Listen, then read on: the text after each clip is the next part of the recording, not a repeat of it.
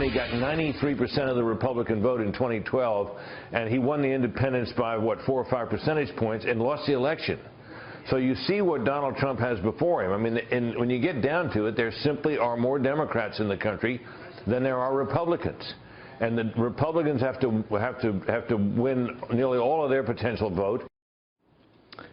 Brett Hume on the importance of independence in the upcoming election. For more on this, a senior advisor to Romney's 2012 campaign, Kevin Sheridan. He joins me now from our bureau in Washington, D.C. Is that one of the challenges to try to, I mean, Donald Trump not only has to get all Republicans, but he's got to peel away some Democrats and a bunch of independents?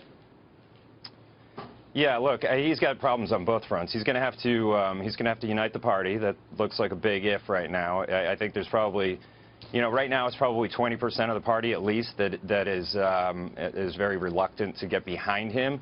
He's going to have to do a little bit more than he's done. He hasn't really done anything, honestly, other than say he's going to attack Hillary Clinton, which is exciting to a lot of us Republicans who want to see that that fire that Trump has been able to train on our own party members onto Hillary Clinton, and we're excited to see that, but I don't know that that's going to be enough for a lot of people. Temperament is still a big issue. You know, conservative grassroots activists in the party have a lot of skepticism about whether or not he's going to be able to govern as a, or he's going to have any interest in governing as a conservative. So we'll have to see if he can do that. And then on the Democrat, or on the outreach to Democrat and independent front, I think you're going to have some of the same temperament issues, but right. He might have a better chance than most candidates in our party in recent times. There are some fairly prominent conservatives and prominent Republicans, longtime supporters and operatives and activists who say under no circumstances will they vote for Donald Trump. And in fact, some, including Charles Koch, has said, I'll vote for Hillary Clinton, or he's thinking about voting for Hillary Clinton before he'd ever vote for Donald Trump.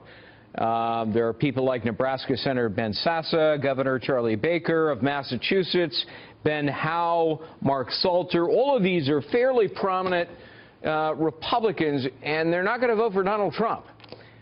Huge problem for him? Well, I think it could be. We don't know how big of a group that is, but it's certainly it's going to be an active debate in this next couple of months, and I think it's up to Donald Trump. It's not up to just these, just everybody in the party that didn't support Donald Trump to come around and support Donald Trump. It's up to him to actually make some outreach, make some reassurances that he has the temperament, that he's not going to be making crazy conspiracy theories against, Ted Cruz's I wonder if they're just sort of today. Representative of a larger group of people across America, and to that extent, if it's true that Donald Trump has an image problem, and he probably wouldn't even dispute that himself. What does he do about it? Does he try to refashion himself? And if he does it too much, maybe that'll alienate the very people that were attracted to him. Yeah, he's got a challenge of not losing his brand. His brand is one of being brash and being, independent and being in your face, and he's a great, insulter, and he's going to be able to do that with Hillary Clinton to great effect because there's so many negatives on her.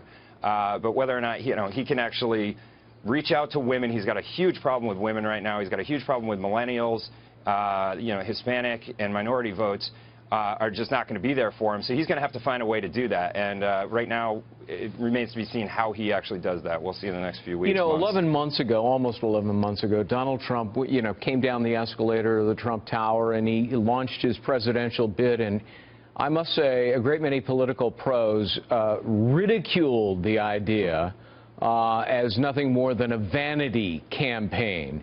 How could so many have misjudged so badly? Well, I think we all misjudged how solid his support was when he tapped into the immigration issue, when he tapped into some of the other issues that were really hot-button issues that solidified, a good 30. At first it was 20, and then it got to about 25–30% of the Republican electorate, and then some independents on open primary states. And in a huge open field like it was, 17 candidates, that was enough, and that was enough to keep him going. And he ended up being very effective in destroying his opponents. Whether or not he can be a unifier, whether or not he can be presidential in the next 6 months, That remains to be seen, but he's really good at taking people down. Well, he didn't spend much money. He had very little in the way of organization. Not many policy speeches. I mean, he broke all conventions, and I guess it's because Americans wanted something different. Kevin Sheridan, thank you for being with us. Thank you.